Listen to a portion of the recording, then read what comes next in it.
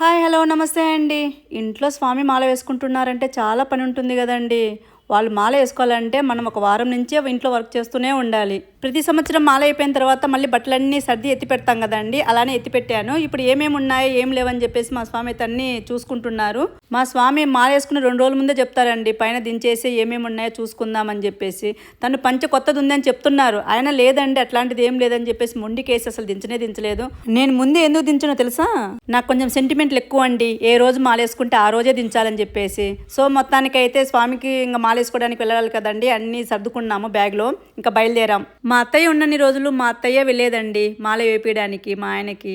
ఇప్పుడు మాత్రం నన్నే పిలుచుకొని వెళ్తారండి, పిల్లల్ని కూడా పిలుచుకొని వెళ్ళరు. మా అమ్మ తర్వాత అన్నీ నువ్వే అంటారు.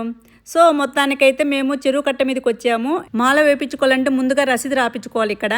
సో ఈ అన్న దగ్గర అన్నీ ఉంటాయండి, మాల, బట్టలు, ఏదన్నా మర్చిపోయినా కూడా దొరుకుతాయి అన్నమాట. ఎప్పుడు వెళ్ళినా అన్న చాలా బాగా మాట్లాడిస్తారు.